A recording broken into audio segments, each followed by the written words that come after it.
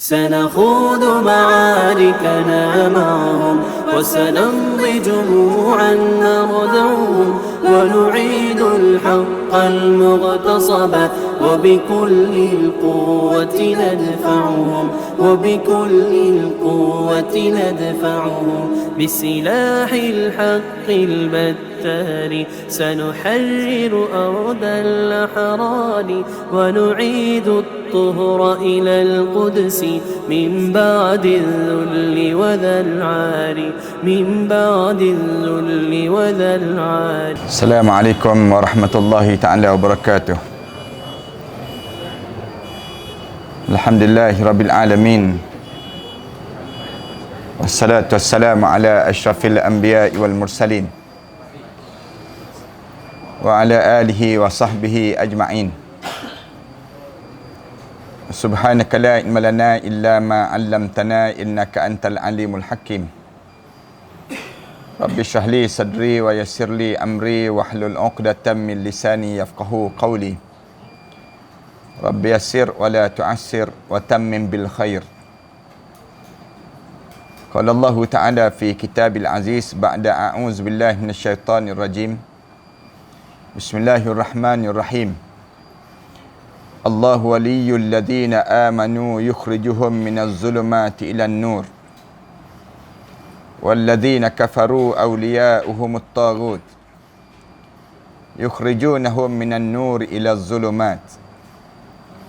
Ulaika ashabun nari hum fiha khalidun. Allah lah yang menjadi pelindung bagi orang yang mukmin kepada Allah, yang telah mengeluarkan manusia daripada kegelapan kepada cahaya. Manakala orang kafir pula, walladzina kafaru awliya'uhumut taghut, melindungi perjalanan hidup kamu supaya kamu hidup menjadi melampau. Yukhrijunahum minan nur ila zulumat. Mereka mengeluarkan orang-orang mukmin itu daripada kegelapan, daripada cahaya kepada kegelapan pula. Ulaika ashabun nar. Mereka itulah di kalangan orang-orang yang ahli neraka Allah. Hum fiha khalidun. Kekallah mereka dalam neraka itu sampai bila-bila dalam hidupnya. Surah Al-Baqarah ayat yang ke 257. Tuan-tuan, ayat yang kita baca ni merupakan ayat sesuai dengan tajuk kita malam ini. Keluar daripada gelap kepada cahaya dipanggil. Saya sengaja sepatutnya di awal-awal tadi saya bercadang untuk cerita tentang mengenai bagaimana perjalanan hidup kita untuk sampai ke syurga Allah. Tapi oleh kerana dah sampai-sampai gelap, lalu saya baca ayat inilah. Ayat yang sesuai yang Allah jadikan untuk kita renungi bersama. Sementara kita perhati betul-betul pada diri kita ini, setelah mana kita diberi peluang oleh Allah Subhanahu Wa Taala dengan satu nikmat yang besar yang Allah bagi pada kita, ialah nikmat yang disebut dengan Islam ini. Nikmat, kalau kita kira dalam hidup kita ini banyak nikmat. Allah sebut dalam Quran, banyaknya nikmat yang Allah bagi pada kamu ni manusia sehingga kamu tak terkira nikmat. Wa in ta'uddu nikmatallahi la tuhsuha. Kalau kamu nak bilang nikmat Allah, nescaya tak terbilang nikmat-nikmat yang Allah telah bagi pada kamu. Cuma alim ulama' dia bincang, nikmat apa sebenarnya yang kita dapat sekarang ini. Sehingga kan Allah pesan pada kita supaya kita ni hidup dalam keadaan yang sentiasa mensyukuri nikmat Allah. Tiap-tiap kali mana kita mula solat, kita mulakan dengan kalimah Alhamdulillah. Syukur kepada Allah. Kemudian waktu mana kita bangun daripada tidur, kalimah sama juga kita sebut Alhamdulillah. Waktu mana kita nak masuk dalam syurga nanti pun, bila kita pijak je kaki kita mula melangkah masuk dalam syurga Allah, lalu mulut kita akan sebut, wa qalu alhamdulillahilladzi hadana lihaza. Segala puji bagi Allah kerana telah bagi nikmat ini. Nikmat kemuncak nikmat dalam hidup dipanggil syurga Allah. Dalam hidup kita ini. Sementara kita nak dapat syurga Allah ini, lalu kita perlu perhati bagaimana kita nak dapat syurga Allah ini dengan kitanya sentiasa mensyukuri nikmat Allah. Dalam hidup kita ni payah di kalangan kita ni nak bersyukur. Ramai di kalangan kita ni, mulut kita sebut nasib baik dia panggil. Nasib baik ramai di kalangan kita boleh sebut. Nasib baik tak kena saman lagi. Nasib baik ada pomen. Nasib baik ada yang kita ni sebut nasib baik je banyak. Kita nak sebut Alhamdulillah payah pada diri kita. Cuba para hadirin sekalian perhati pada kita. Ramai mana di kalangan kita bila kita keluar daripada bilik air. Ada kita nak sebut Alhamdulillah. Jarang kita nak sebut. Ramai mana yang keluar bilik air, tepuk perut je. Fuh, lega-lega disebut. Dia rasa nikmat dia ialah nikmat yang tak patut disyukuri. Sebab itulah Allah Subhanahu Wa Taala sebut, wa qalilum min ibadiyas syakur. Sikit sangat di kalangan hamba-Ku ni nak bersyukur. Kerana tak syukur inilah yang menyebabkan kita ni sukar untuk kita dapat nikmat Allah. Nikmat-nikmat yang lain. Para hadirin sekalian perhati dalam hidup kita ni, kerana kita ni kufur lah yang menyebabkan kita ni semakin kurang yang disebut dengan rezeki dalam hidup. Kerana kufur lah yang menyebabkan kita ni menjadi jauh dengan Allah. Kenapa dalam hidup kita ni jadi demikian? Banyak ujian-ujian yang kita tak mampu nak lalui. Kenapa kita tak mampu nak lalui dalam hidup kita ujian yang banyak ini? Jawabnya kerana payahnya kita nak syukur. Payahnya dalam hidup kita nak syukur. Bila kita payah nak syukur dalam hidup kita ni, lalu kita tak nampak kebesaran Allah. Yang ni yang jadi bahaya dalam hidup seorang. Bila kita nampak kehebatan segala benda yang ada ini kerana kita tak nampak kerana Allah.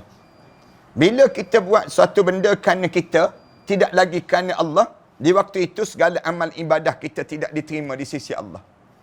Yang ni yang jadi bahaya. Sebab tu dalam hidup kita Allah ajar setiap benda yang kita buat kena sebut lillahi ta'ala. Lillahi ta'ala. Sebab tu mula-mula kita solat saja, mulut kita sebut terus inna salati wa nusuki wa mahyaya wa mamati lillahi rabbil alamin. Mulut kita ni diajar supaya sebut demikian. Sembahyangku, solat aku, amal ibadah aku, hidup aku, mati aku, semuanya kerana Allah. Kerana Allah ni menyebabkan timbulnya perasaan kita ni jadi redha. Redha dengan setiap apa yang Allah bagi pada kita. Kita akan rasa nikmat pada diri kita ni. Bila kita dapat nikmat redha ini, para hadirin sekalian tahu tak, benda apa yang paling utama dalam hidup kita? Bila kesan daripada kita ni sentiasa syukur dalam hidup, dia akan menjadikan diri kita ni jadi redha. Redha ni benda yang paling nak kita dalam hidup. Saya nak sebut sikit pada para hadirin sekalian. Dalam hidup kita ni ada nikmat-nikmat yang sedang Allah bagi pada kita. Nikmat-nikmat yang Allah bagi pada kita ni, nikmat-nikmat yang besar. Nikmat yang kita paling kita nak dalam hidup kita ni, kemuncak dipanggil radhiyallahu anhum wa radu'an. Ni nikmat kemuncak dipanggil. Alim ulama dia bincang dalam bab ini. Saya nak sebut sikit ilmu tasawuf, senang cerita ni. Malam ni biasa saya bercakap tentang mengenai yang disebut dengan cerita-cerita hal kematian. Tapi malam ni saya nak sebut sikit rentetan daripada keadaan yang kita lalui tadi. Yang suasana kita belajar tadi. Lama kita duduk di antara maghrib sampai ke masa ni, sampai ke isyak. Allah sedang tarbiyah kita dengan gelap seketika. Gelap ni bukannya, walaupun kita dalam gelap, jangan kita nampak bahawa kita ni rugi kita datang malam ni. Kerana kita tak dapat yang disebut dengan tak dapat mendengar kuliah dan seumpamanya. Tak. Sebenarnya, boleh jadi sepanjang daripada kita duduk tadi, sampailah waktu isyak ini, yang masuk waktu ini, Allah sedang mendidik kita dengan satu ilmu yang diam saja. Allah nak suruh kita belajar. Belajar apa dia? Belajar mensyukuri nikmat.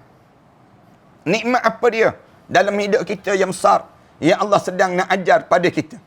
Nikmat daripada gelap kepada cahaya. Nikmat daripada gelap kepada cahaya ini nikmat yang Allah bagi pada diri seseorang. Kenapa Allah sebut daripada gelap pada cahaya? Sampai Allah Subhanahu wa taala sebut Allahu waliyul ladzina amanu yukhrijuhum minaz zulumati ilan nur. Allah lah yang melindungi kamu. Sehingga kan Allah mengeluarkan kamu daripada satu suasana gelap kepada suasana cahaya dalam hidup kamu. Suasana gelap ni apa dia? Pernah dalam hidup kita ini tidak dapat nikmat. Nikmat apa yang Allah bagi pada kita ni? Nikmat yang patut kita sentiasa sebut dan kita sentiasa syukur. Ulama sebut, nikmat yang pertama yang perlu kita rasa syukur dalam hidup kita ini ialah nikmat ijad dan nikmat imdad. Nikmat ijad dan nikmat imdad ni nikmat apa dia? Kita akan tanya lagi. Nikmat ijad ni nikmat apa dia, Ustaz? Alim ulama jawab, nikmat ijad maksudnya nikmat Allah jadikan kita ni manusia. Nikmat. Jadi manusia di nikmat. Alhamdulillah, aku jadi manusia.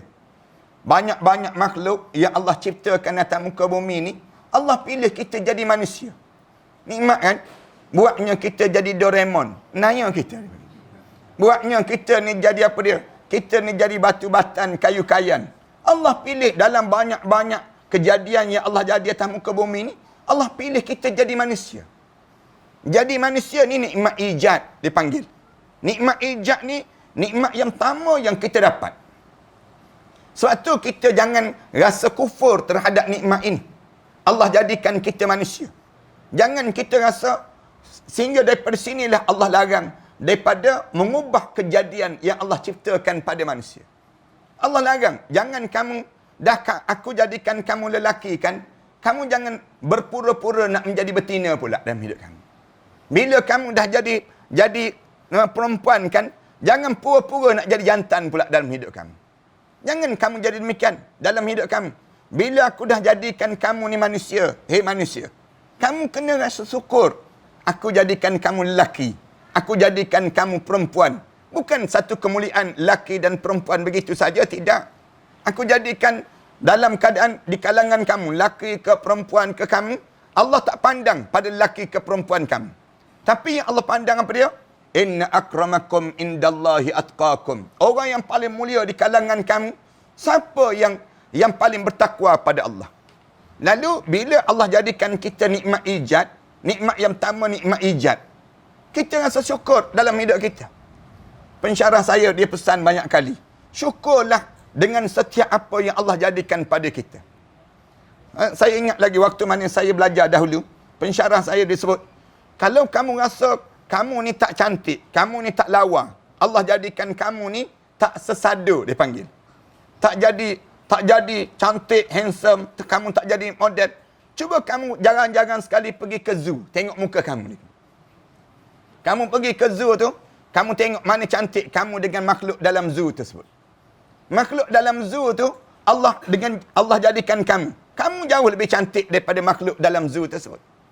Makhluk dalam zoo tu sendirinya, nak sebutnya sampai peringkat demikian, Allah jadikan dia. Allah jadikan mereka demikian. Manakala kamu, Allah jadikan nikmat ijad. Nikmat ijad ni nikmat yang kita kena rasa, alhamdulillah aku jadi manusia ya Allah. Kerana apa dia? Kerana Allah pilih, laqad khalaqnal insana fi ahsani taqwim. Sesungguhnya aku ciptakan manusia ni secantik-cantik kejadian yang Allah jadikan dalam hidup ini. Manakala makhluk-makhluk yang lain, Allah jadikan tujuan apa dia?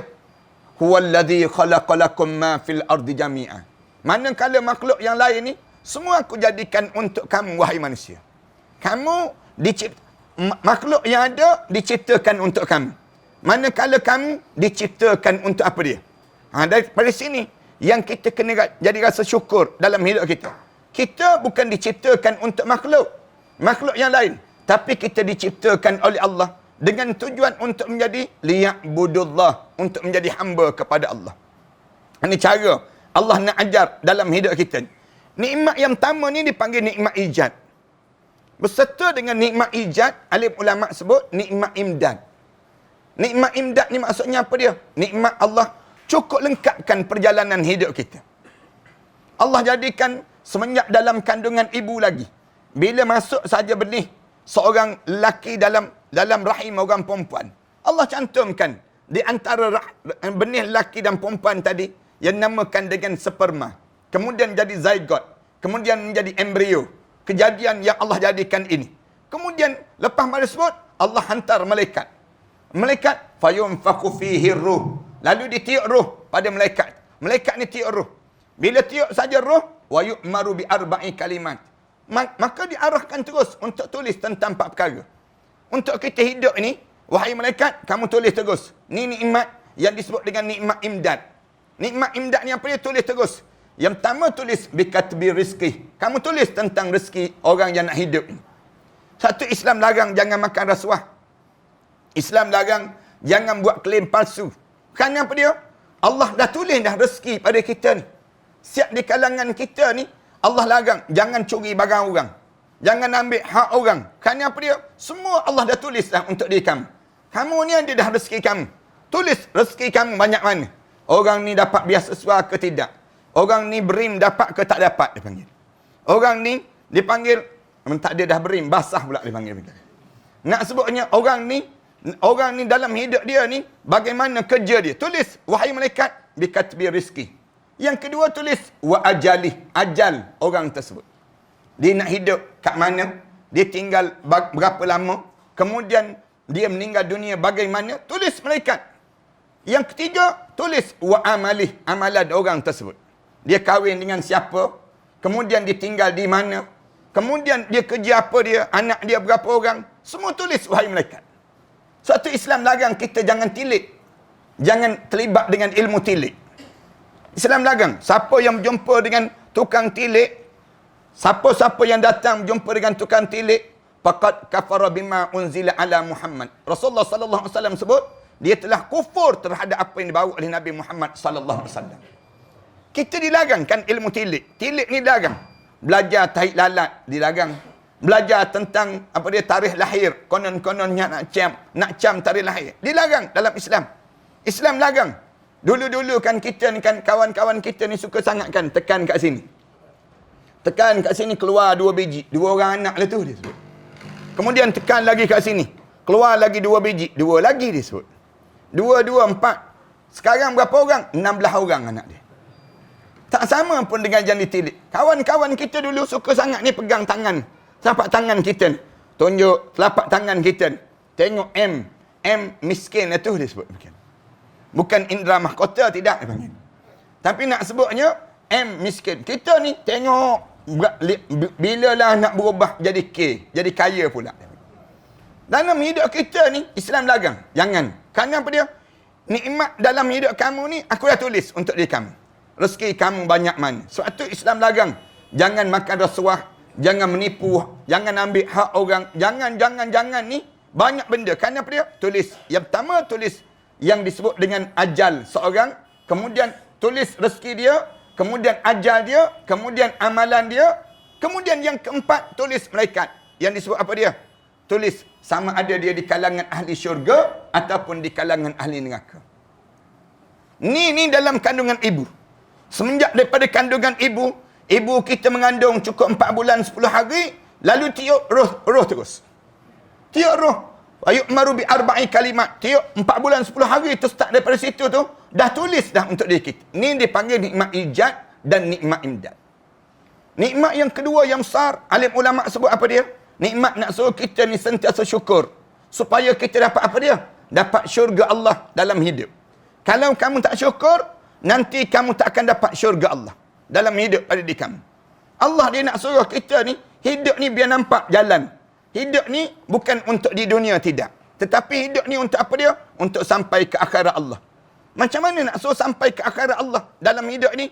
Salah satunya, kamu nampak jalan hidup kamu ni. Nikmat-nikmat yang aku bagi pada kamu, nak suruh kamu syukuri pada diri kamu. Nikmat apa lagi yang besar? Nikmat yang kedua, Allahu waliyul ladzina amanu yukhrijuhum minaz zulumati ilan nur. Keluarkan manusia ni daripada gelap kepada cahaya.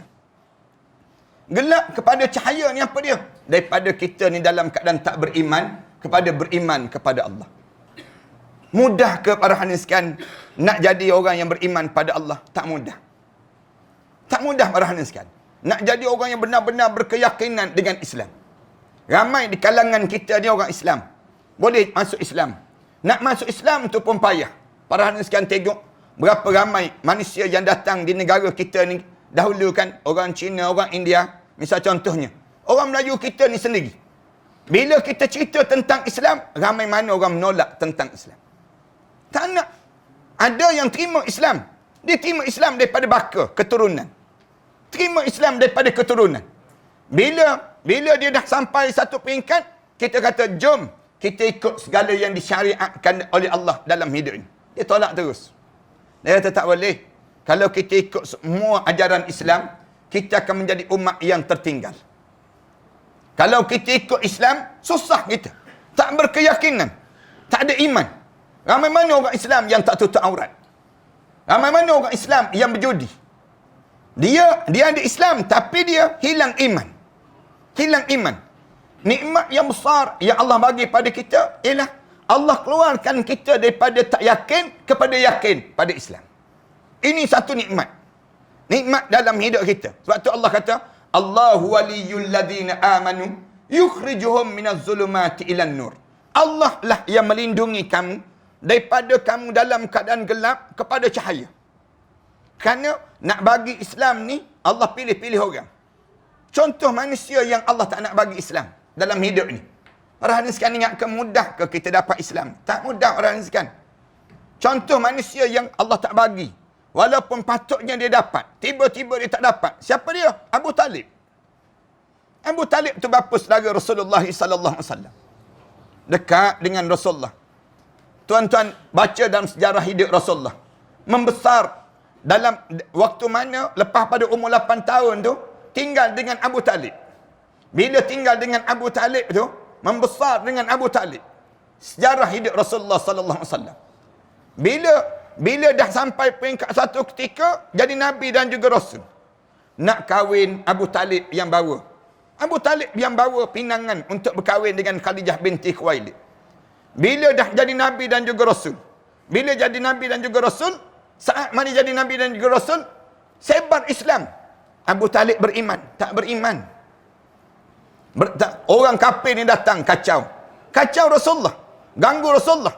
Abu Talib sebut pada Abu Talib, bagi tahu pada anak saudara kamu tu, wahai Abu Talib, yang kalau dia bawa Islam ni, punca dia nak jadi pegang jawatan, kami akan lantik dia yang di Pertuan Agong. Kalau dia nak kepada perempuan cantik, kami buat yang disebut dengan pertandingan Ratu Cantik, kami pilih perempuan itu untuk diadakan pasangan hidup dia. Wahai Abu Talib, bagi tahu pada anak saudara kamu tu, kalau dia bawa Islam ni, semata-mata kerana apa dia? Kerana dia nak kepada harta benda yang banyak. Kami kumpulkan segala kekayaan di kota Mekah ini dan kami bagi pada dia apa yang dia nak tadi. Rasulullah jawab apa dia? Ya am, wahai pakcik. Rasulullah jawab pada Abu Talib, law wada'u syamsu fi yamin wal qamar fi yasari ala an utrika hadzal amr. Wahai pakcik, kalau mereka tu ada kekuatan, boleh ambil matahari, letak di tangan kanan saya. Ambil bulan, letak di tangan kiri saya. Dia boleh tunjukkan kuasa tersebut, kekuatan demikian, untuk saya tinggalkan semua yang diperintahkan oleh Allah ini. Sekali-kali saya tak akan tinggalkan, wahai pakcik. Sebut pada Abu Talib, saya tak akan tinggal sehingga Allah zahirkan kemenangan ataupun saya mati dalam keadaan membawa ajaran Islam ini sendiri. Tengok Rasulullah sebut. Pakcik dia tu dengar dah, bagi tahu balik pada orang kafir. Pakcik dia tu sendiri tak beriman pada Allah. Bila dekat nak meninggal dunia tu, Abu Talib tu, Rasulullah datang pujukkan Abu Talib. Pakcik, saya mengajar orang ramai dah masuk Islam. Yang masuk Islam ni, sehingga kan isteri pakcik sendiri masuk Islam. Anak pakcik masuk Islam. Anak perempuan sulung pakcik Ummu Hani dah mengucap. Ali bin Abi Talib dah mengucap. Semua dah mengucap. Tinggal pakcik seorang lagi tak mengucap. Pakcik, sebut pakcik, asyhadu an la ilaha illallah wa anni Muhammad Rasulullah. Pakcik, tolong sebut, tidak ada Tuhan melainkan Allah. Saya ni Muhammad ni Rasulullah. Sebut pakcik. Geling kepala Abu Talib. Geling kepala Abu Talib. Muhammad, aku tahu syurga tu betul. Neraka tu betul. Padang mahsyar tu betul. Azab kubur tu betul. Semua tu betul. Tapi Muhammad, biarlah aku seorang mati dalam keadaan tak beriman pun. Menangis teresak-esakkan Rasulullah. Pegang tangan Abu Talib ni. Pakcik, jangan pakcik. Pujuk pakcik dia ni. Mengucap. Aslam taslim. Kamu masuk Islam, kamu selamat. Pakcik mengucap je. Di saat nazak dah ni. Mengucap je pakcik. Angkat tangan doa pada Allah. Ya Allah, selamatkanlah pakcik aku ni, ya Allah. Tolonglah, ya Allah. Turun terus ayat Quranul Karim. Tegur Rasulullah. Innaka la tahdi man ahbabta, walakin Allah yahdi man yasha. Muhammad, kamu tak layak memberi hidayah pada siapa yang kamu sayang, tapi Allah lah yang pilih siapa yang Allah kehendaki. Maknanya apa dia? Islam ni Allah pilih orang. Tuan-tuan boleh datang ke masjid ni, tuan-tuan di antara orang terpilih. Tak mudah orang yang Allah bagi pada kita ni untuk nikmat sebegini. Tak mudah para hadirin sekalian. Saya buat contoh yang mudah lah. Nikmat apa dia? Nikmat kita dapat majlis ilmu ni. Ramai mana orang kita tak boleh datang majlis ilmu sebegini. Kenapa tak boleh datang? Kenapa dia tak boleh datang? Dia tak tahu ke malam ni ada majlis ilmu? Dia tahu. Ramai mana orang tahu? Orang tanya pada dia, tu ramai-ramai datang ke masjid tu ada apa tu? Ada ceramah. Ceramah apa? Ceramah mati dah tu. Misal contohnya, ustaz mana yang datang? Tu ustaz daripada Kuala Lumpur. Yang datang cerita tentang mengenai mati. Habis tu kamu tak datang ke? Tak. Kenapa tak datang? Saya tak nak mati lagi, dia jawab. Saya lambat lagi nak mati. Ni contoh orang kan. Nak sebutnya, ramai mana di kalangan kita kata, jom kita pergi masjid dengar kuliah. Malam ni ada ceramah. Alah, malam ni tak boleh lah. Malam ni ada rumah terbuka lah. Malam ni, dia jawab. Jawapan tu sentiasa ada. Hidup kita ni kan. Nak sebutnya, orang ajak, jom kita baca Quran. Alah, tak boleh lah. Saya kalau baca Quran je, mesti menguap. Mesti menguap. Saya baca Quran. Habis orang ajak, jom kita pergi karaoke. Boleh pun lah. Boleh terus dia. Nak sebutnya apa dia? Hidayah ni milik pemilik dia ialah Allah. Kita nak buat contoh yang mudah kita ni lah. Para hadirin sekalian perhati betul-betul. Siapa di kalangan kita ni berani kata tak penting bangun tahajud malam? Bangun tahajud malam ni kalau kita tanya penting tak penting? Penting. Bila penting? Bila kita seorang-seorang dalam kubur sekejap lagi. Bila masuk dalam kubur, tak adalah benda yang paling utama kita nak ialah daripada tahajud yang kita bangun sewaktu mana kita hidup dahulu. Masuk dalam kubur tu, lepas pada sesi soal jawab je. Tanya ma rabbuka wa ma nabiyuka wa ma dinuka. Habis je tersebut. Berubah terus kubur kita ni. Lapang terus kubur kita ni. Dalam hadis Rasulullah ceritakan, kubur ni berubah menjadi warna hijau yang cantik. Kemudian bawang kubur kita ni luas menjadi luas. Seluas mana? Seluas 70 hasta luasnya. Kemudian berubah menjadi warna hijau yang cantik. Bercahaya. Kita tanya malaikat, ni datang daripada mana ni malaikat? Datang daripada mana yang hijau cantik sangat ni malaikat? Malaikat jawab, ini datang daripada tahajud yang kamu bangun sewaktu mana kamu hidup di atas dunia. Kita pun syukur, alhamdulillah aku bangun tahajud. Maknanya kita ni tahu tahajud ni penting. Tapi cuba kita tanya di kalangan kita. Kamu sebut penting kan bangun tahajud? Ya, penting. Bangun tak semalam? Kita tanya balik. Oh, tak bangun ustaz. Habis tu yang kamu kata penting-penting tu, ialah saya kata pada orang je, saya sendiri tak bangun. Kenapa tak bangun? Kita jawab. Kenapa tak bangun? Kita tanya balik, kenapa tak bangun? Dia jawab, susah nak bangun ustaz. Kenapa susah? Saya makan sebelum tidur. Makan kekenyangan sebelum tidur. Bila kenyang, saya tak boleh bangun. Kita jawab balik, kalau begitu, jangan makan sebelum tidur. Dia pun jawab balik, tak makan pun tak bangun ustaz. Dia jawab. Makan lagi tak bangun. Kita nak tanya, kenapa jadi demikian? Tak kunci jam ke? Kita tanya, tak kunci jam ke? Kunci jam. Habis tu kenapa tak bangun? Jam je bangun, saya tak bangun ustaz. Kita tanya balik, kenapa sebenarnya? Tekan lagi. Sebab apa tak bangun ni? Dia jawab, susah sangatlah nak jawab ustaz. Sebenarnya begini je lah ustaz. Saya ni memang sejak berketurunan tak bangun-bangun dia sebut. Bukan saya je tak bangun. Memang keturunan saya jenis tak bangun. Dia pun, kita tanya balik pada dia. Kita tanya balik. Kalau begitu, kalau kamu bangun, kamu solat tak tahajud? Ya, kalau saya bangun, saya solat ustaz. Tersebut. Kita tanya balik pada dia. Habis itu kita tanya balik. Duha. Duha tu kan sedang waktu mana kamu sedang bangun kan? Kamu solat tak? Tak solat juga. Menandakan apa dia? menandakan kamu tak diberi hidayah oleh Allah. Hidayah maksudnya bimbingan Allah. Dalam hidup kita ni, nikmat yang besar yang Allah bagi pada kita dalam hidup ni, nikmat lepas pada nikmat ijad dan nikmat imdad, nikmat iman dan Islam. Semua orang dapat ke nikmat ini? Tak semua dapat. Keluar daripada kegelapan kepada cahaya. Daripada tak kenal cara hidup sampai kenal cara hidup. Kenapa yang penting sangat nikmat iman dan Islam ni dalam hidup kita ni? Ulama-ulama jawab, kerana nak ajar pada kita bahawa hidup ini bukan untuk di dunia. Tetapi hidup ini, perjalanan hidup kita yang sebenarnya bukan di sini. Perjalanan kita untuk di sana nanti. Kalau kamu tidak ada Islam, kamu akan jadi, hidup kamu berkejaran untuk dunia je tiap-tiap hari. Turun pagi balik gelap, turun pagi balik gelap. Kamu tak ada beza di antara kamu orang Islam dengan orang yang bukan Islam.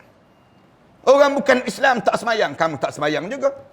Orang bukan Islam hanya makan minum, kamu makan minum juga. Kamu, apa beza kamu dengan mereka? Islam dia nak suruh beza dalam hidup ni, Allah bagi agama. Bila Allah bagi agama dalam hidup, memuliakan jalan hidup. Nak suruh hidup ini bukan untuk dunia, tetapi hidup ini mesti dapat akhirat. Untuk apa rumah besar di dunia? Bila kita rumah besar, harta benda banyak, jawatan kita hebat, kemudian pengaruh kita ramai, bila mati masuk kubur, masuk neraka terus kita. Apa manfaat dalam hidup kita demikian? Lalu datang Islam. Ni nikmat dipanggil. Nikmat ni, nikmat yang patut kita syukuri dalam hidup. Sebab tu kita sentiasa sebut, Alhamdulillah, Alhamdulillah. Kenapa dia? Yukhrijuhum minaz zulumati ilan nur. Allah keluarkan kita daripada gelapnya hidup kepada cahayanya dalam hidup kita untuk nampak perjalanan hidup aku mesti dapat syurga Allah Subhanahu Wa Taala. Mesti di bibir kita lah. Saya nak sebut pada tuan-tuan, tiap-tiap hari ni di bibir kita je sebut, saya nak syurga. Allahumma inna nas'alukal jannah. Rasulullah ajar pada kita baca doa. Allahumma inna nas'alukal jannah. Ya Allah, saya nak minta syurga je ya Allah. Dalam hidup ini, di bibir kita ni minta dan minta, naknya kepada syurga Allah. Biar kita nampak matlamat hidup bukan nak rumah besar. Matlamat hidup bukan nak jawatan yang hebat. Matlamat hidup bukan nak yang ni, tapi matlamat hidup aku mesti dapat syurga Allah dalam hidup aku. Nak dapat syurga macam mana dalam hidup ni? Kalau kita tidak bersama dengan Islam. Nikmatnya Islam ini, tuan-tuan jangan sebut sebagaimana yang disebut oleh orang akhir zaman ni, anak-anak muda zaman sekarang ni, dia kata, kamu ingat ke syurga tu kamu yang jaga nak kunci ke, dia sebut. Sebut sikit-sikit syurga, sikit-sikit syurga. Ada anak-anak muda kita sekarang kan dia kata, jangan senang-senang nak syurgakan orang, nak nerakakan orang. Bukan kamu pemiliknya. Tak, kita jawab. Allah ajar dalam hidup kita ni, syurga ni menjadi matlamat dalam hidup seseorang mukmin. Biar kita sentiasa sebut. Kita sebut batas-batas iman. Jangan kamu sebut macam ni. Bila kamu sebut macam ni, boleh jatuh kufur kamu. Jangan ada di kalangan kita yang akhir-akhir ni, puak-puak liberal ni dia sebut, syurga ni bukan milik orang Islam saja. Syurga ni milik orang kafir sama, dia sebut. Ini ada dah budaya ni yang datang. Dia di kalangan kita ni, ada dah di kalangan kita. Jangan ingat orang Islam je boleh masuk syurga, dia sebut. Tetapi orang kafir pun boleh masuk syurga juga. La haula wala quwwata illa billah. Kita sebut orang kafir, sebut nama kafir tu, Allah Subhanahu Wa Taala sebut ulaika ashabun nar. Mereka di kalangan ahli neraka Allah Subhanahu Wa Taala. Allah sebut terus. Allah waliyul ladzina amanu yukhrijuhum minaz zulumati ilan nur. Wal ladzina kafaru, adapun orang kafir, yukhrijunahum minan nur ilaz zulumat. Dia mengeluarkan kamu daripada satu suasana yang cerah, cara hidup Islam, cara yang baik, minan nur ila zulumat, daripada cahaya kepada kegelapan dalam hidup. Sebab tu saya nak sebut pada jemaah sekalian, bila kita dapat Islam ni, jangan ambil Islam separuh dan kufur Islam separuh yang lain. Jangan kita ingat Islam ni dalam bab semayang je. Jangan ingat Islam ni dalam bab puasa, dalam bab haji, bab itu saja, tidak. Islam ni dalam ekonomi ada Islam, dalam politik ada Islam, dalam sosial ada Islam, dalam kehidupan kita segala segenap segi dalam hidup kita semuanya dengan Islam. Jangan kita nampak Islam ni pada juzuk-juzuk tertentu saja, jangan. Tetapi semua benda yang kita buat, semuanya lillah, lillah, lillah dalam hidup. Dan kita rasa bangga. Alhamdulillah, aku diberi nikmat ini. Nikmat apa dia? Nikmat iman dan Islam. Ini nikmat yang kedua. Nikmat yang ketiga, alim ulama sebut nikmat yang Allah bagi pada kita, nikmat apa dia? Nikmat yang namakan dengan nikmat faqih dalam beragama. Nikmat faqih dalam beragama ni nikmat. Rasulullah sallallahu alaihi wasallam sebut, "Man yuridillahu bihi khairan yufaqihu fid din." Mana-mana orang yang Allah nak bagi pada dia syurga, Allah faqihkan dia dalam agama. Faqih dalam agama ni maksudnya apa dia? Faqih dalam agama ni, alim ulama sebut, faqih dalam agama ni berdasar pada hadis yang satu lagi. Rasulullah sebut apa dia? Kun aliman, hiduplah kamu ni orang yang mengajar orang. Au muta'alliman, hidup yang belajar dengan orang. Au sami'an, sibuk mendengar orang mengajar dan orang berkuliah dalam hidup kamu. Wala takur rabi'an, jangan jadi golongan keempat.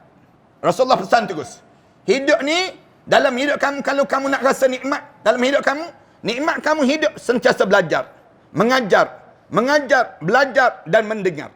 Wala takur rabi'an, jangan jadi golongan keempat. Golongan keempat apa dia? Yang dianya mengajar tidak, belajar tidak, mendengar tidak, fatuhlik, sebangsa-bangsa hidup dalam hidup kamu. Secelaka-celaka dalam hidup. Hidup mengajar pun tidak, belajar pun tidak, mendengar pun tidak. Habis itu kamu ni hidup untuk apa? Dalam hidup kamu. Kita tanya, nak belajar apa ustaz? Kita tanya balik, nak belajar apa ustaz? Yang pertama belajar Al-Quran. Belajar Al-Quran. Ramai di kalangan kita ni tak ada Al-Quran. Saya sebut banyak kali di mana-mana pun. Kalau kalian tak boleh baca Quran, kalian pastikan umur kalian panjang-panjang dan tak mati-mati. Jangan kita mati. Tuan-tuan, kalau tuan-tuan tak boleh baca Quran, pastikan umur tuan-tuan panjang-panjang dan tak mati-mati, tuan-tuan. Kalau tuan-tuan mati, di saat mana tuan-tuan tak boleh baca Quran, tuan-tuan masuk dah saja dalam kubur, confirm tak lepas menghadap depan Allah. Tak lepas, tuan-tuan. Tak percaya, cuba try mati, tak percaya. Nak tengok lepas ke tak lepas. Masuk dalam kubur, malaikat tanya terus. Quran boleh baca Quran? Quran boleh baca? Tak boleh ya. Tak boleh malaikat. Quran tak boleh baca? Tak boleh. WhatsApp boleh dia jawab. WhatsApp boleh baca, Quran tak boleh baca. Tak boleh baca Quran ni satu kecelakaan dalam kehidupan. Bila masuk Syawal ni, kalau tuan-tuan tak boleh baca Quran lagi, tuan-tuan datang jumpa dengan AJK masjid. Bagi tahu pada tu, AJK masjid, tuan, saya tak boleh baca Quran. Tolong bantu saya tuan. Tolong bantu saya. Saya tak boleh baca Quran. Dia nak sebutnya tak boleh baca Quran. AJK masjid pula, jangan pula jawab pula, sebenarnya saya pun tak boleh baca juga. Jangan jawab demikian. Buat malu company kita. Biar kita sebut, siapa yang tak boleh baca Quran, tiap-tiap hari Jumaat untuk istihar terus. Ahli qaryah di kawasan ini, mana-mana yang tak boleh baca Quran, tolong daftar dengan AJK masjid. Ahli qaryah yang dah boleh baca Quran, tolong daftar. Ketemukan mereka. Yang boleh dan tak boleh ni sendiri. Bila dah ketemu pun tak boleh juga. Saya ustaz dah berjumpa dah dengan tok guru, belajar banyak dah, tapi tak boleh juga. Kenapa tak boleh? Saya ni benak sikit disebut. Kenapa benak? Makan semut banyak sangat dulu disebut. Bukan semut je, dengan kengga-kengga pun saya makan. Yang susah sungguh dia sebut demikian. Yang tak boleh juga tersebut, kalian jangan tertinggal daripada tulis semula Al-Quran. Tulis Al-Quran. Yang tak boleh baca Quran, tolong tulis Al-Quran. Tekap Al-Quran tu. Ambil Al-Quran tu, tekap balik tulisan-tulisan Al-Quran sebelum kita menghadap di hadapan Allah. Biar ada sebuah Al-Quran tulisan tangan kita. Kerana dosa yang sedang dialami oleh masyarakat kita ni, dua ni lah. Dosa mulut dan dosa tangan. Dosa mulut dan dosa tangan. Tak nak belajar Al-Quran dan tak nak tulis kembali Al-Quran kali. Dosa kita dosa mulut. Mencarut, memaki. Kita ni, mulut kita ni tak terhenti. Yang jenis demikian. Lagi tua, lagi suka bercakap tentang dunia. Lagi tua, lagi sibuk tanya siapa juara Gegar Waganza. Lagi kita berusia, lagi sibuk kita tentang dunia. Untuk apa kita nak sibuk tentang demikian? Sibukkan dalam hidup kita bercakap bagaimana malam tamu kita di barzah. Bagaimana kita saat mana kita dibangkitkan di akhirat nanti? Cuba tanya dalam hidup kita, bagaimana kita nak menghadap di hadapan Allah Subhanahu Wa Taala nanti? Sibuk kita tanya anak-anak kita, malam pertama abah meninggal dunia, kamu nak ke bumi, jenazah abah dikubur mana? Umi, kalau Umi meninggal dunia, siapa yang nak mandikan jenazah Umi? Tanya anak-anak kita, ajar pada mereka tersebut. Maknanya sibuk ni kan kita ni dengan urusan demikian. Beli kain-kain kapan, mula baring atas kain kapan, duduk pakaikan kain kapan. Kenapa pakai kain kapan ini? Nak bagi tahu pakaian inilah pakaian yang kita akan pakai di hari pertama kita menyambut hari raya, saat mana kita di barzah nanti. Ini nak sebut gambaran pada keluarga kita. Mulut kita ni tak boleh nak jaga. Orang kita ni dah nak tak boleh jaga mulut. Punca apa tak boleh jaga mulut? Kerana tak baca Quran lah. Kalau dia baca Quran, mana mungkin dia nak mencarut di mulut dia. Kan ni ada istilah baru ni kan, istilah yang disebarkan. Hodoh sungguh istilah yang digunakan. Kita nak sebut apa malu? Nak sebut istilah jantan dengan jantan ni kan, istilah yang digunakan. Nak sebut kita pun rasa segan. Mulutlah tu tak baca Al-Quran. Yang ni tak baca Al-Quran kali. Manakala yang mulut satu, penyakit yang kedua, jari menaip. Tulisan-tulisan. Ramai mana orang putus hubungan kekeluargaan. Punca jari-jari yang kotor di kalangan mereka. Jari-jari kita ni, berapa orang di kalangan kita yang setiap hari salin Al-Quran kan. Kita banyak copy paste apa dia? Kita banyak copy paste tulisan-tulisan orang. Ada pun kita nak salin balik tulisan Allah, kata-kata kalimah Allah dalam hidup kita, ada kita nak salin. Biar ada sebuah Al-Quran, tulisan tangan kita, sebelum mana kita menghadap di hadapan Allah. Tak ada. Ramai mana di kalangan kita tak dapat nikmat ini. Nikmat ini, bila kita dapat nikmat, yang ketiga, nikmat faqih dalam agama. Belajar apa dia? Al-Quran. Belajar Al-Quran, kalau ditanya lagi pada saya, belajar apa Ustaz Al-Quran? Tak sempat dah nak habiskan 30 juz Al-Quran. Ulama-ulama jawab, kalau tak mampu 30 juz Al-Quran, orang lelaki 2 surah sebelum daripada dia menghadap depan Allah. 2 surah ni dia kena belajar dalam hidup seorang lelaki. Siapa? Apa dia? Surah yang pertama surah Al-Baqarah dan surah yang kedua surah Al-Imran. Tuan-tuan kena datang cari seorang ustaz, malam-malam duduk saja belajar start daripada Alif Lam Mim sampai amana rasulu bima unzila ilaihi min rabbih wal mu'minun kullun amana billah. Baca tersebut, tafsir satu-satu. 2 surah ni wajib orang lelaki belajar. Katanya Sayyidina Umar Al-Khattab radhiyallahu anhu. Manakala orang perempuan, ajarilah orang perempuan di kalangan kamu dengan 3 surah sebelum daripada dia menghadap depan Allah. 3 surah ni orang perempuan kena belajar. Surah apa dia? Yang pertama belajar surah An-Nisa. Surah perempuan. Surah yang cerita tentang mengenai bagaimana kehidupan orang perempuan yang sewajarnya ada dalam hidup ni. Yang pertama surah An-Nisa. Yang kedua surah An-Nur. Disebut dalam Al-Quran, dalam kata-kata Sayyidina Umar, ajarilah di kalangan orang perempuan kamu tentang surah An-Nur. Kerana dalam surah An-Nur mengajar terlampau banyak bagaimana nak bermuamalah dalam kehidupan ini. Dalam surah An-Nur ini cerita tentang bagaimana hadisul ifki. Hadisul ifki, peristiwa gosip-gosip liar yang disebarkan di kalangan orang perempuan di kota Madinah Al-Munawwarah di saat mana dituduh Sayyidatina Aisyah radhiyallahu anha berzina dengan Safwan bin Mu'attal itu.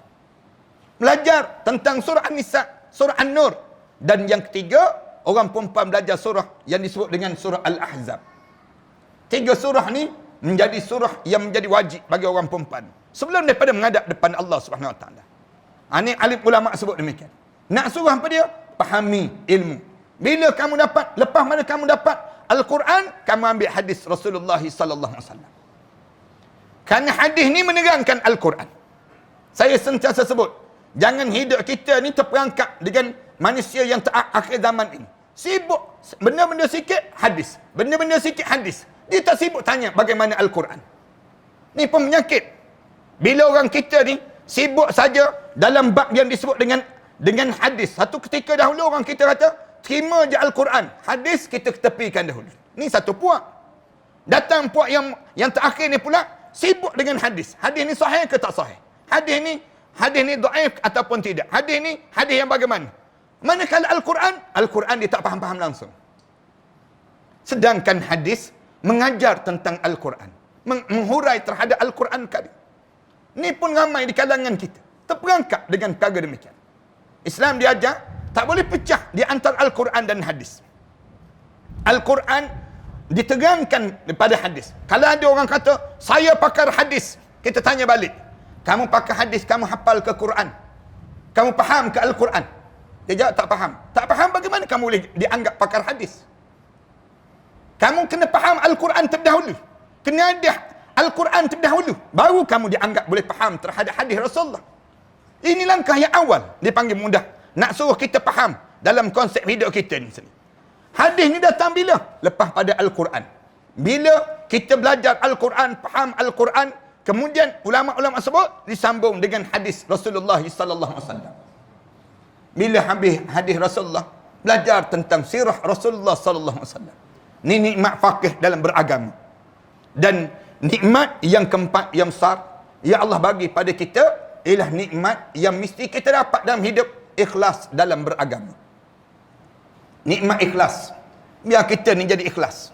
Setiap benda yang kita buat kerana Allah, kerana Allah, kerana Allah. Susah nak jadi ikhlas ni para hadirin sekalian. Dalam hidup. Susah tak susah. Sehingga kan Allah turunkan surah Al-Ikhlas. Nak sebutnya susah nak jadi ikhlas. Sehingga kan Allah turunkan surah Al-Ikhlas. Allah turunkan surah Al-Ikhlas.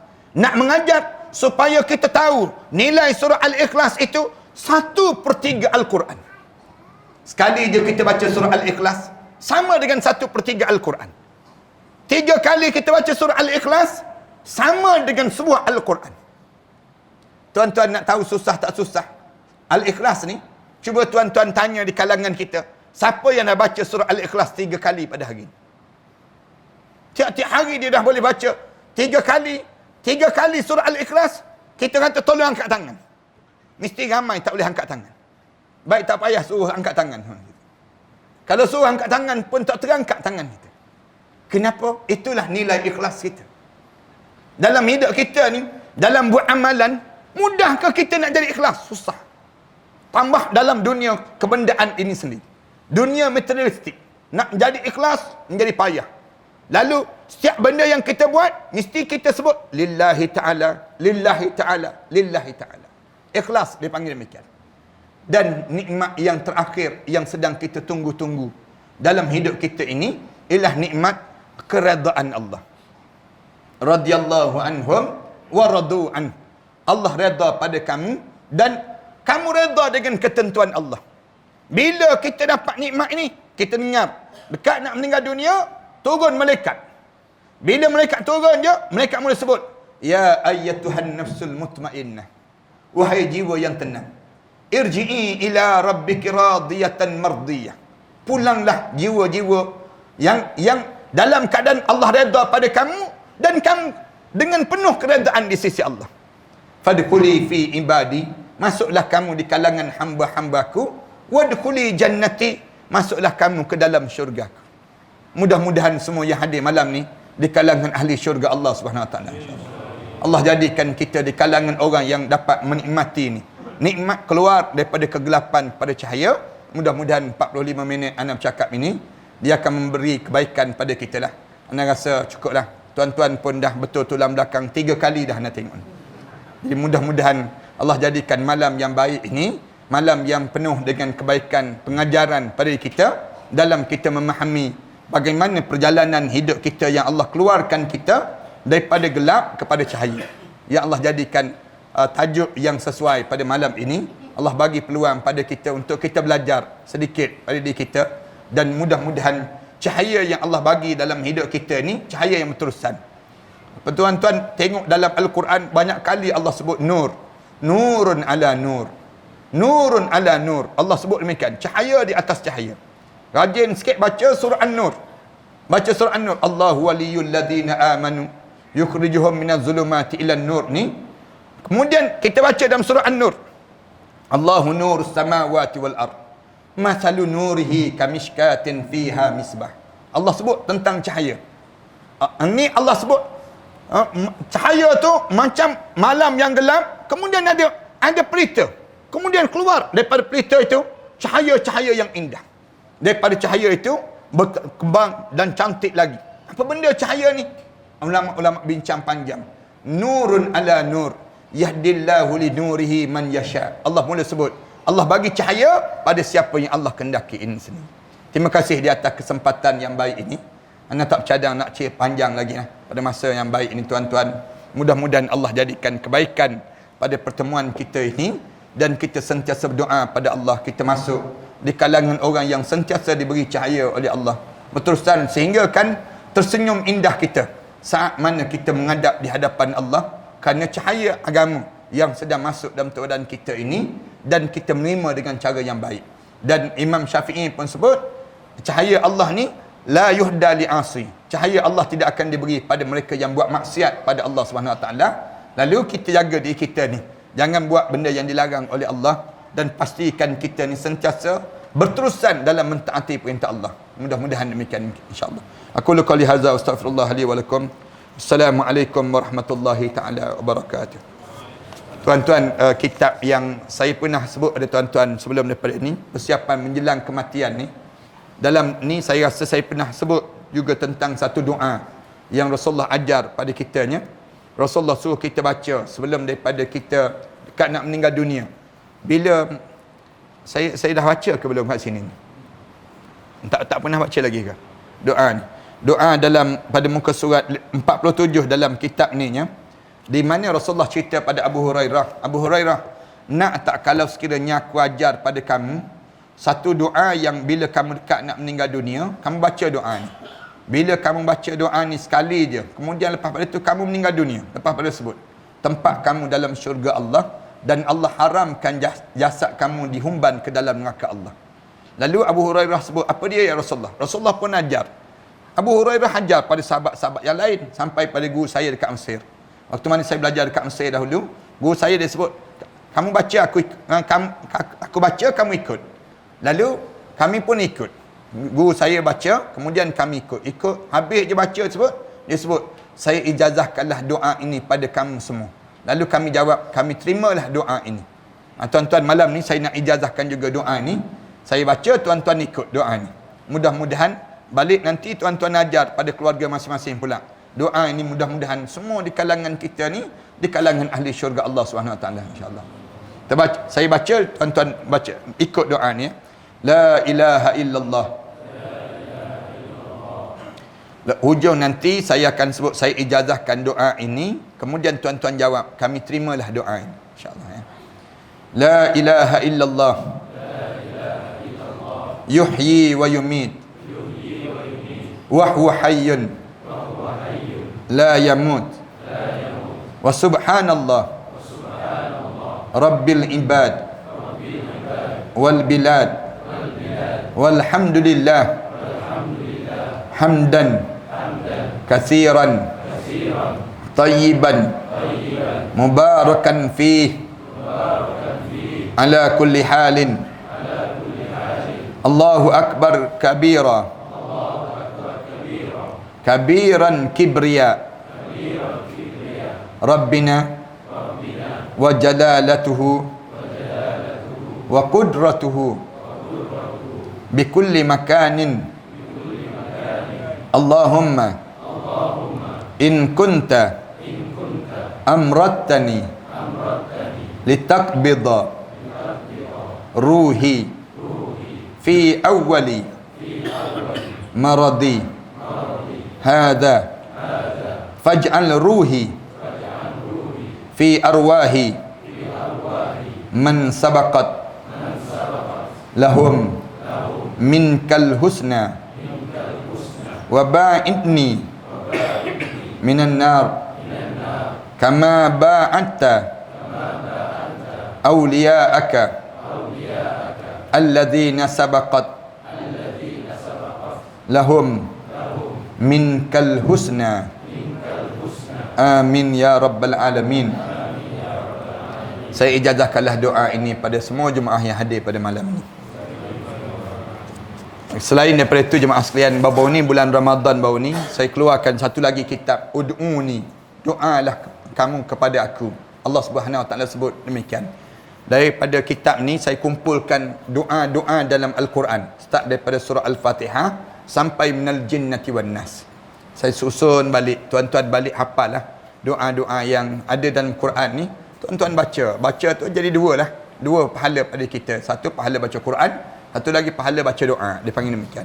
Dalam Al-Quran ni banyak doa-doa. Saya kumpulkan balik, susun balik, dan saya namakan kitab Ud'uni, berdoalah kamu padaku, yakni pada Allah Subhanahu Wa Taala. Saya karang kitab ni kerana saya bangunkan sekolah tahfiz. Tuan-tuan pun tahu. Saya bangunkan di Jerantuk Pahang ni, di sekolah tahfiz saya. Kemudian di Kelantan, kemudian saya bangunkan di Shah Alam, kemudian saya bangunkan di Pulau Langkawi, dan satu lagi saya nak bangunkan di Terengganu pula, insya-Allah. Ni ada tapak yang telah diberi, tanah yang diwakafkan sebanyak lebih kurang 8 ekar tanah tersebut. Saya nak bangunkan di Terengganu ni. Satu lagi saya sudah bangunkan di Selatan Thailand.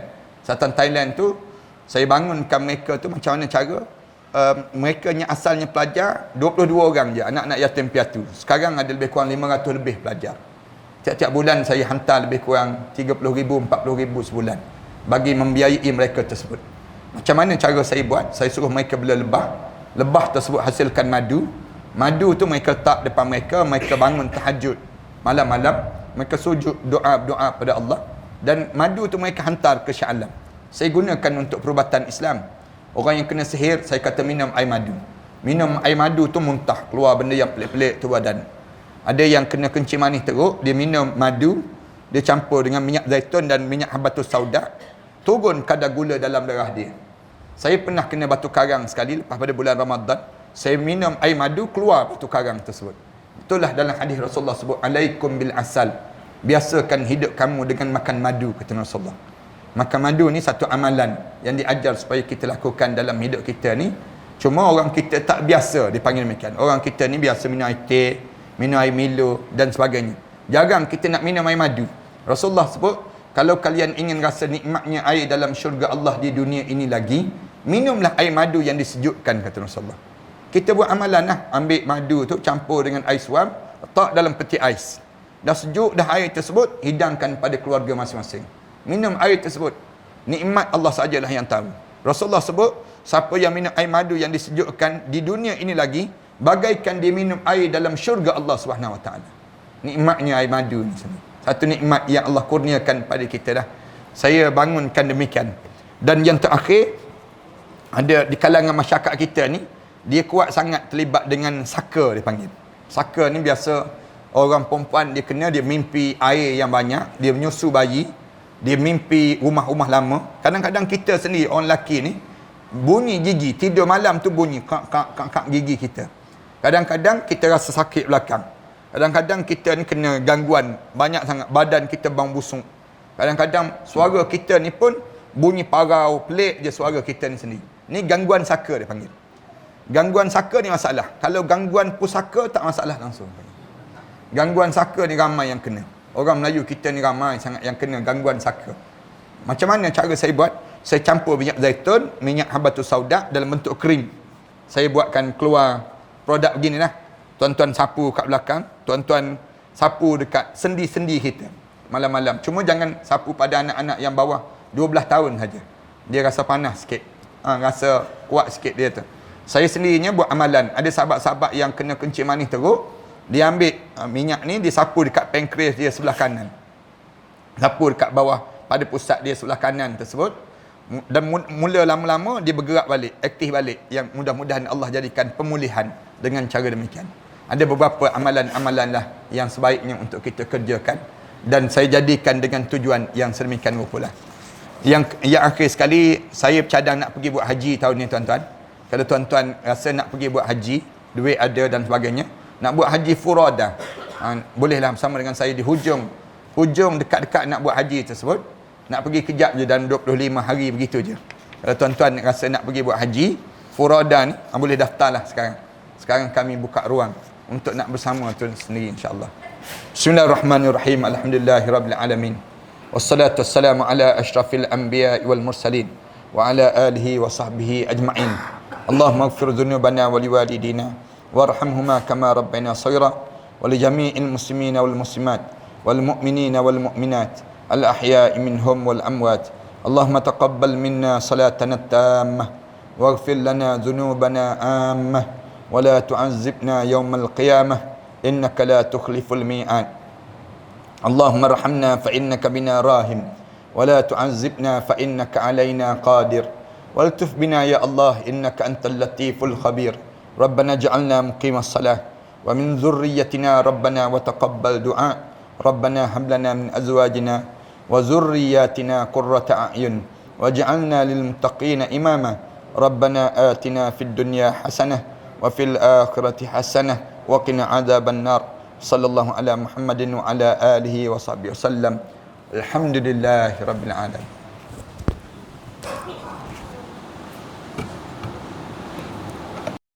سنخوض معاركنا معهم وسنمضي جموعا نردعهم ونعيد الحق المغتصب وبكل القوة ندفعهم وبكل القوة ندفعهم بسلاح الحق البتار سنحرر أرض الأحرار ونعيد الطهر إلى القدس من بعد الذل وذا العار من بعد الذل وذا العار. سنخوض معاركنا معهم وسنمضي